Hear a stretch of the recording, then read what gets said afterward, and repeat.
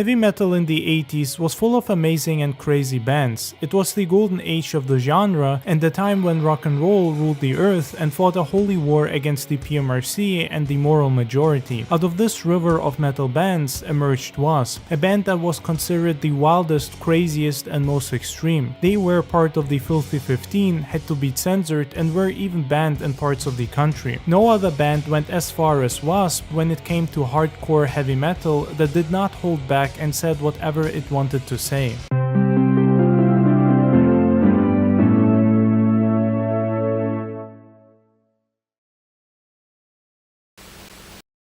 Well, if you fuck like a beast, you must be an animal!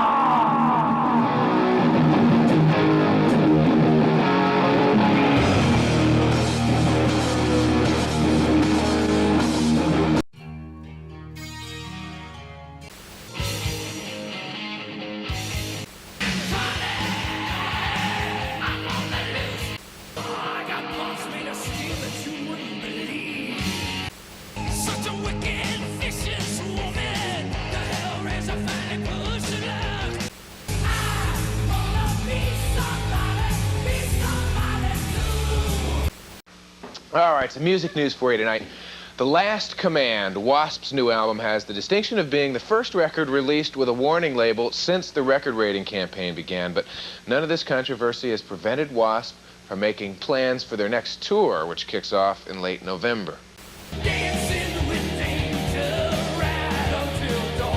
One of the best examples of this is their first album, which had a single that was originally intended to be the album's opening track, called Animal, also known as I Fuck Like a Beast. Now, you might not think anything when you're hearing a title like this today, since album titles and song names haven't been offensive for a while. But back then, this was extremely controversial and made plenty of people bitch and moan. It got so bad that they had to drop the single, reserving it only for live shows, because the record label feared that the album could straight up get banned from major retail stores. It also featured Blackie's famous outfit that he used to wear for most of Wasp's 80s run, which had a chainsaw blade stuck to his dick.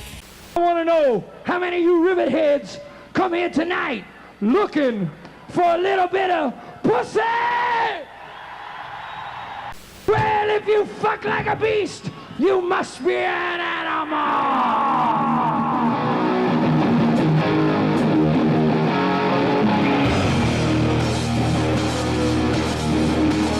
If you listen to most of their early albums, the lyrics will be either highly sexualized or about breaking rules and living a lawless life full of chaos and alcohol. Basically, they were singing Chris Holmes' autobiography but just didn't realize it at the time.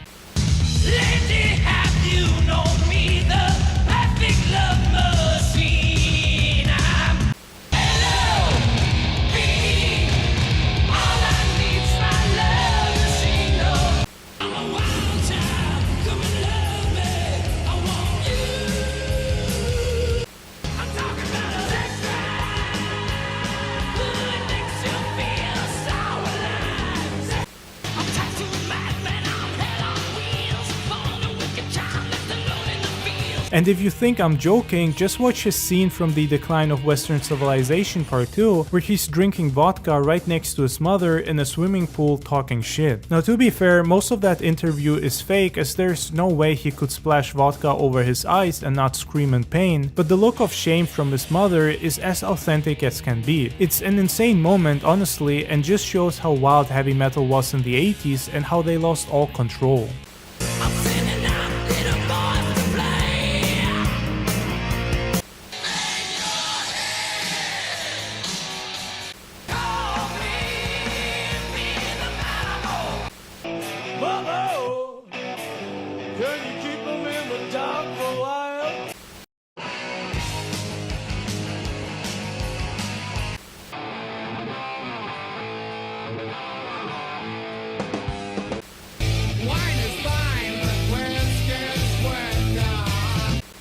Against heavy metal music, is it heaven, or could it be a highway to hell?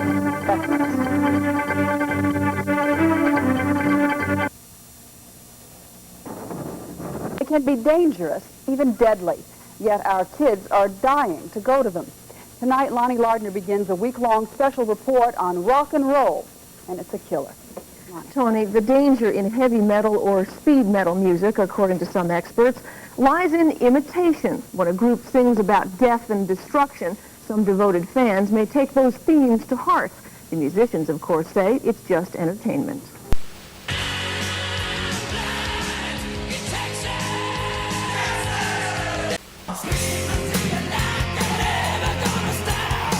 The National Association of Broadcasters has stepped into the controversy. We're trying to tell the owners and the managers of these various broadcast properties to be sensitive to the music that their program directors and disc jockeys were playing.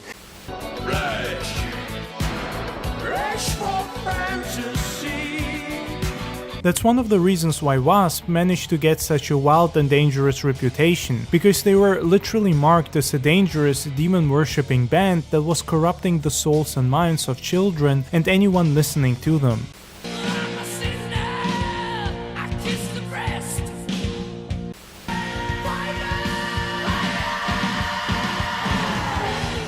Wild sexual perverts, they're great, and I love them.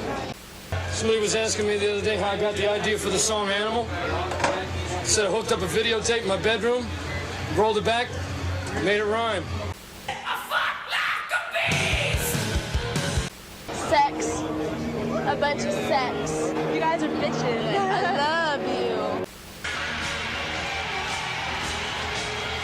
What the moral majority did not realize is that all this talk about Wasp being dangerous only made them more exciting to younger audiences. When the PMRC finally managed to force their parental advisory stickers on records, it didn't have the effect they expected it would. On the contrary, this made certain types of music, metal most of all, more exciting, rebellious, and fun. If you're a teenager or even a grown adult, are you honestly going to buy your music in the safe and censored section, or will you look for the part where they sell the most offensive, hardcore, dirty, and heavy music? I know I'd pick the latter without second thoughts.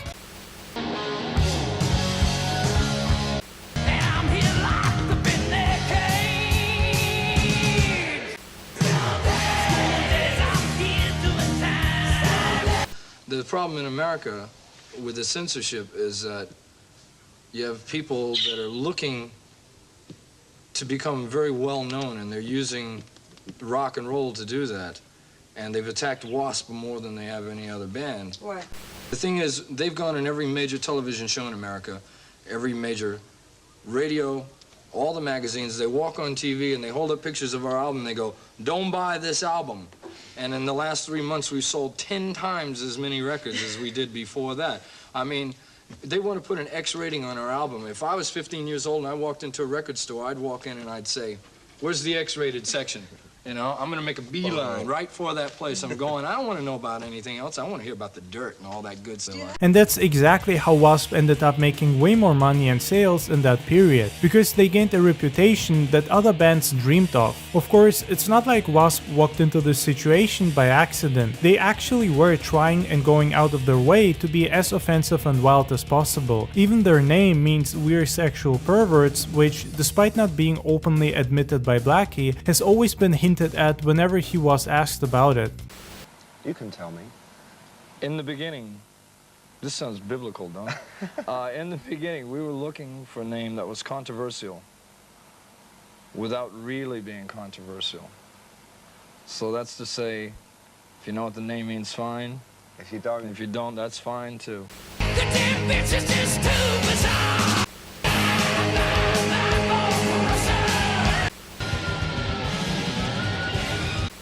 Held International presents the awesome power of Masters of Metal Volume 2, headlining Iron Maiden, Triumph, Precious Metal from Sanders, Urgent and Judas Priest, Coney Hatch, Accept and Heal Us, Quiet Riot, Masters of Metal Volume 2, play it real loud.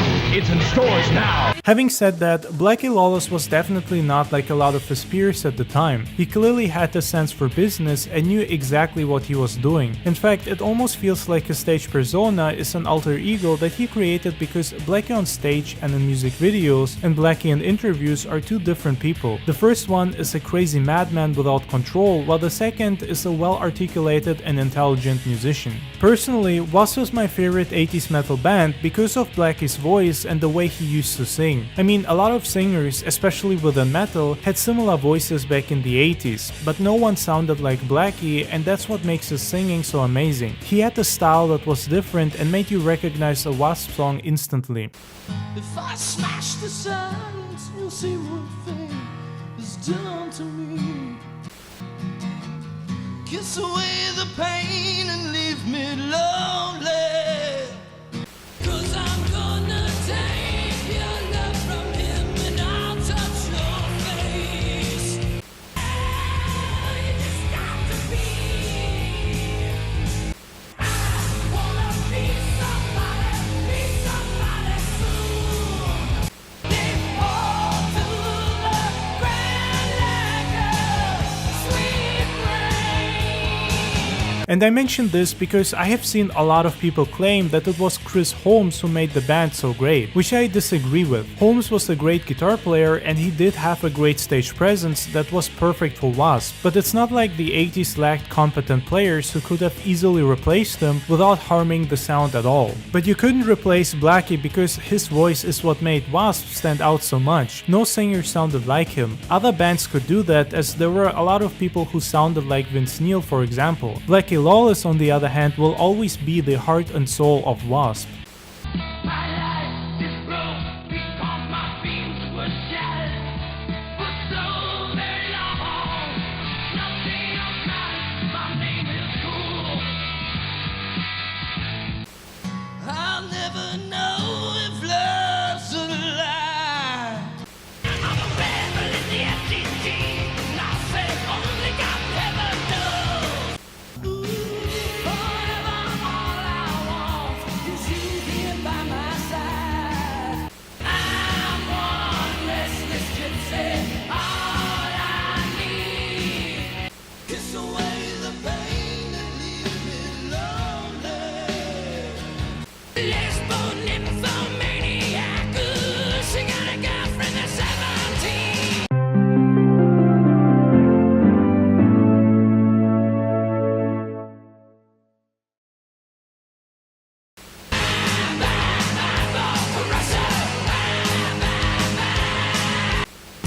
Come on in, no, this ain't no dream.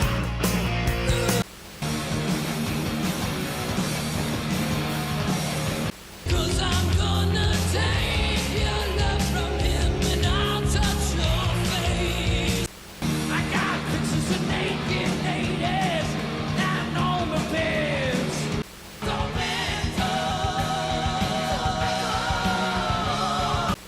I am Mercedes that whips the flesh.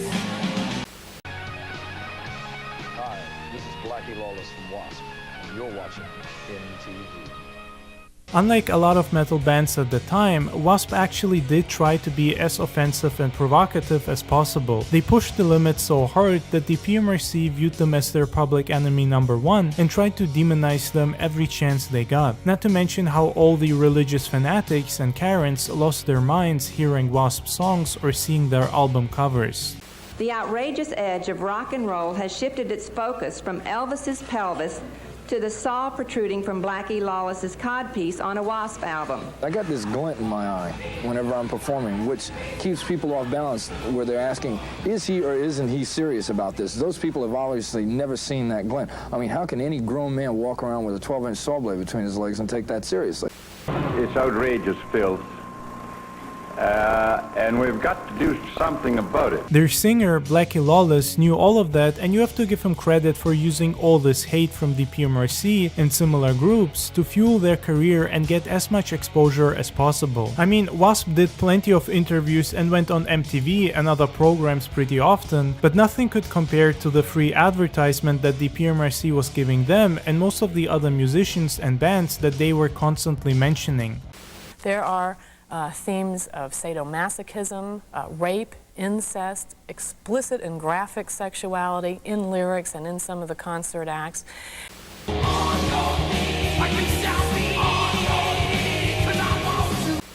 Are we finding rock music the new pornography? I think that we can find, unfortunately, some very explicit sexuality, and some people would call it pornography, in some of the rock music, yes.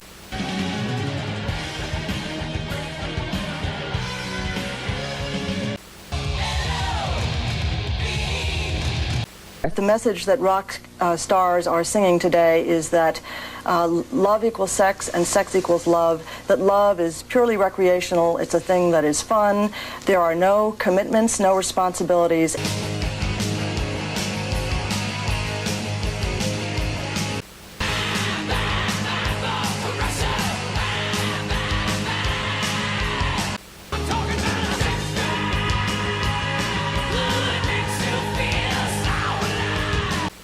In the heavy metal industry, for example, where you have songs that deal with forcing a woman to have oral sex at gunpoint, as in Judas Priest on the album Defenders of the Faith, Eat Me Alive.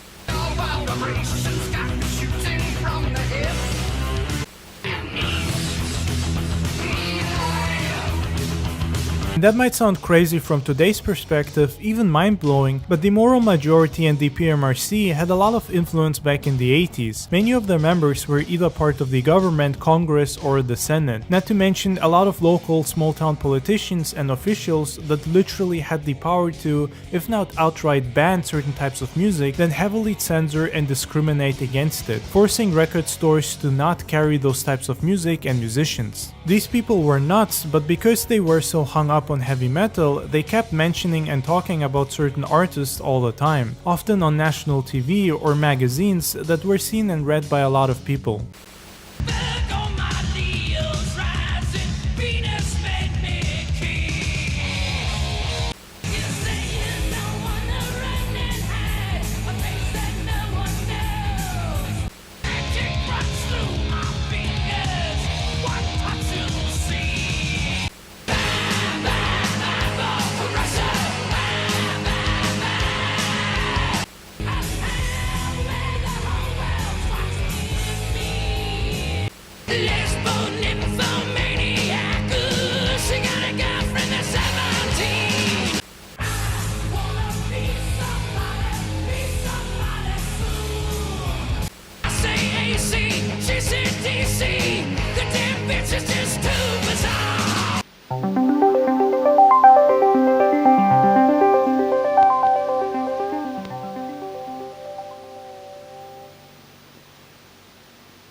World Tour 85.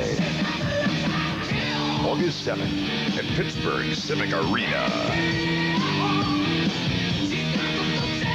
Get your leather together.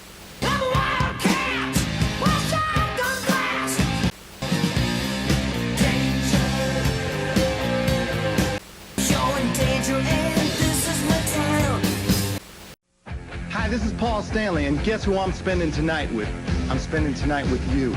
I'm going to have videos from Kiss, Scorpions, Iron Maiden new video, Motley Crue, what more could you want? On MTV's Heavy Metal Mania. I'm hosting with all my girlfriends, and we're coming looking for you. 10 p.m., 9 Central. Be there. There were a lot of heavy metal bands in the 80s. The LA scene especially seemed to be producing hundreds of them every minute.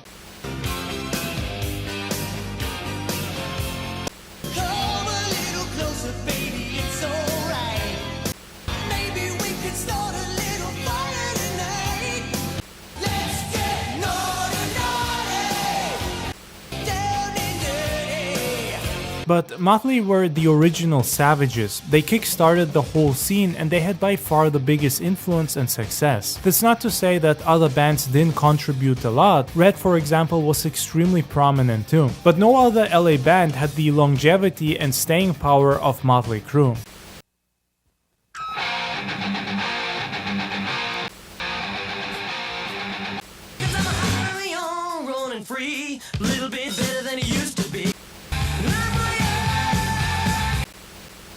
Friday night, Motley Crue may have a new, clean, sober image, but they still rock the charts with Dr. Feelgood on Night Track's Power Hits. Then on Nightflix, Boy Meets Girl, Boy Falls for Girl, Boy's Computer Tries to Stop It, Electric Dreams. It all begins at 11:20 Eastern on TBS Friday night. One reason for that aren't just the kick-ass albums they produced in the 80s, which are miles better than anything they made later on. I mean, seriously, it's insane to me just how good their 80s run was and how full of garbage and crap everything starting with the 90s ended up. It's like Motley's entire creative force was tied to that decade, and once it ended, they were drained of the ability to make good music. Either way, it wasn't only their amazing albums that made them notorious in the heavy metal world and even on the news. They were also known for throwing the wildest parties, sleeping with the biggest number of women, and snoring Pablo Escobar's entire cocaine supply. These guys were absolutely unhinged. Just like their music, they had no limits, no morals, and were living life to the fullest.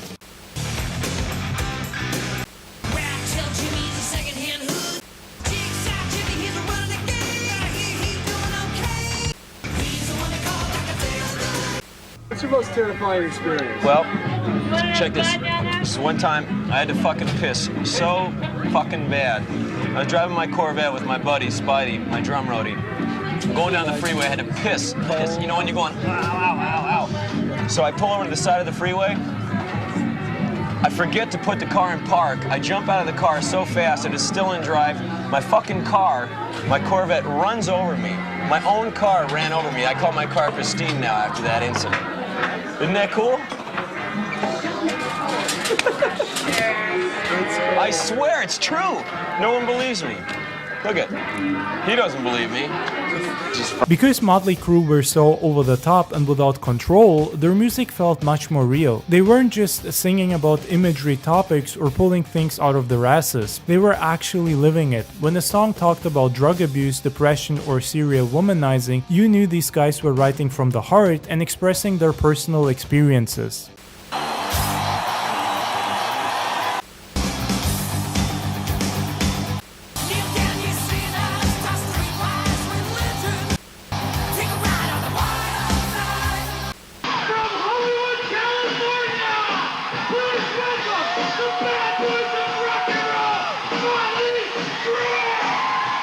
They have been both revered and reviled, accused of everything from fostering violence to lowering sex to its sleaziest level.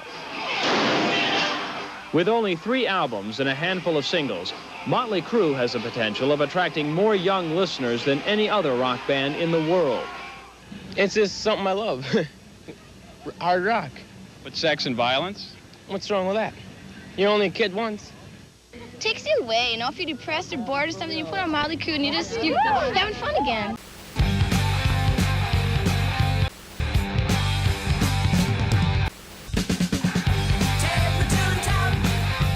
Some of them will do almost anything to meet the band. During a contest given by this radio station, where a backstage pass was the grand prize, a 13-year-old girl wrote in and said, "I'd do it with the Crue till black and blue."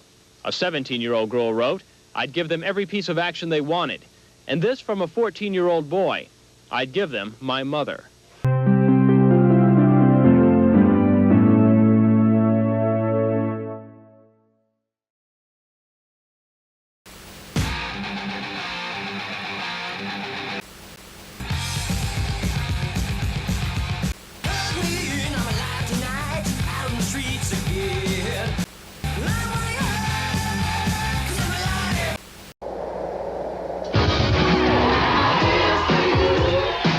Music's so alive, it's a concert in your car.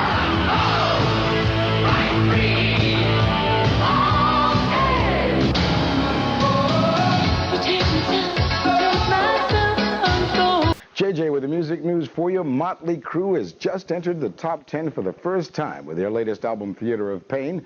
And the first single off of that album was the Crue's interpretation of Brownsville Station's Smoking in the Boys' Room.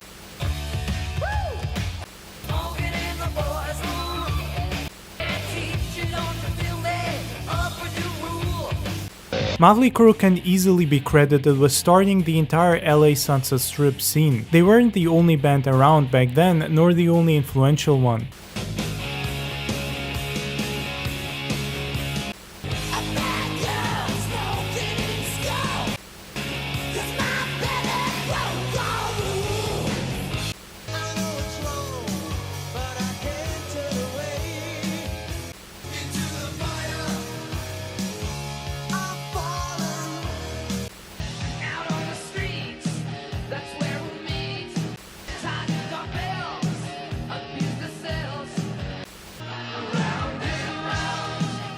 But Motley Crue was the first band to use makeup and combine this glam aesthetic with the raw and heavy sound that was much closer to the type of heavy metal that was becoming increasingly popular in the 80s.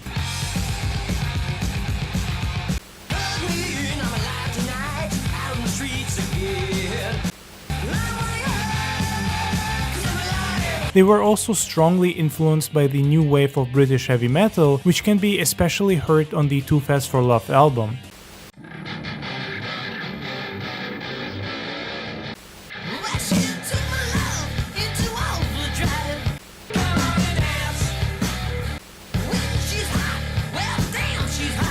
The way Motley used this aesthetic was completely different from any other band that came before them, and also from bands that would follow. Yes, they did use makeup, tons of hairspray, and wore clothes that could be seen as feminine and highly glamorized. However, at least early on, Motley wasn't just another generic glam band. They had a much darker sound and look that was much closer to traditional heavy metal. They used a lot of satanic or demonic imagery. Their outfits were also darker, almost emo-like. In fact, the whole emo movement was influenced by Motley Crue and basically a sort of reincarnation of that whole sound and style.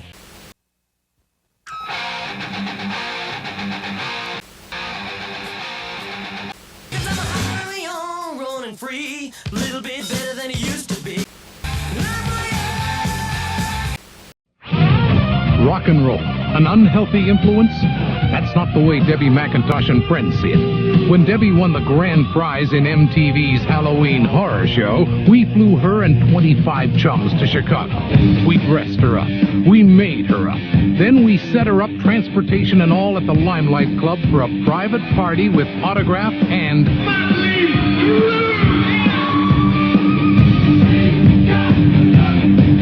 She even got a lovely cake.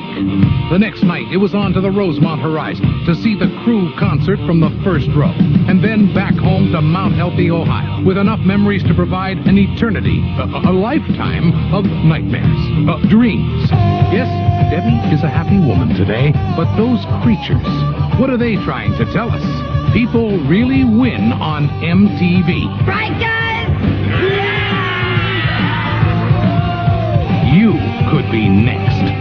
People tend to forget that Motley Crue had some pretty heavy albums that are honestly pure heavy metal. Too Fast for Love and especially Shout at the Devil are raw, heavy, and powerful.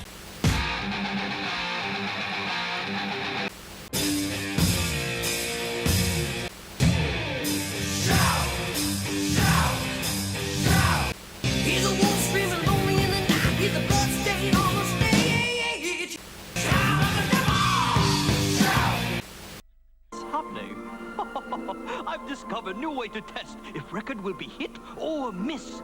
I play record for typical American parent. If they like it, it's a miss. If they hate it, it's a hit. Now I play new electro record, Shout at the Devil by Motley Crue.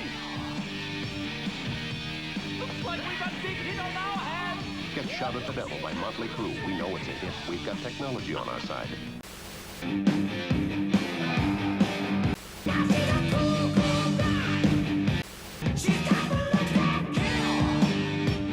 They symbolize and define everything that the early LA scene stood for without the overly cartoony and commercialized sound that later bands such as Poison would introduce. Motley Crue had zero issues writing songs that weren't radio friendly even once they became popular and successful. The entire Shout at the Devil album actually has a much darker tone, even outright creepy at times.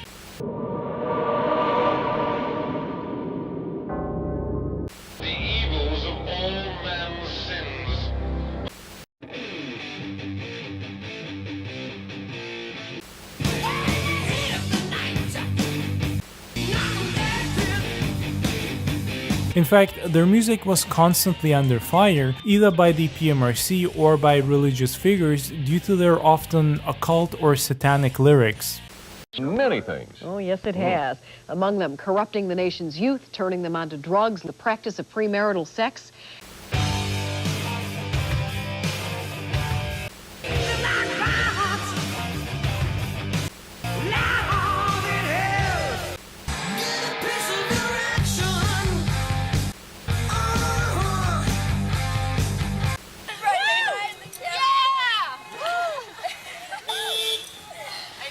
What's great is it's not like he tries. He is what you see, and that's what I love about Vince.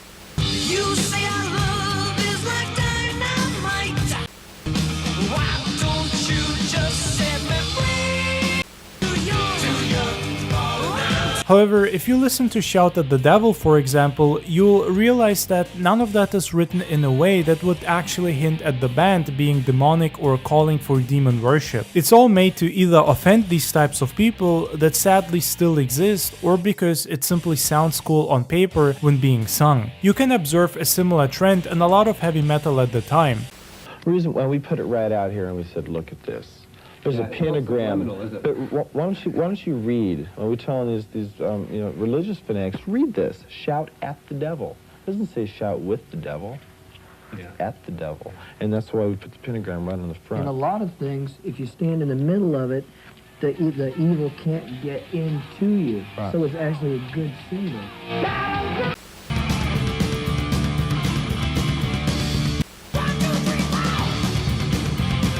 And what happens in society, says Nicky Sixx of Motley Crue, is what his band sings about. There is no hidden message that would cause someone to want to die.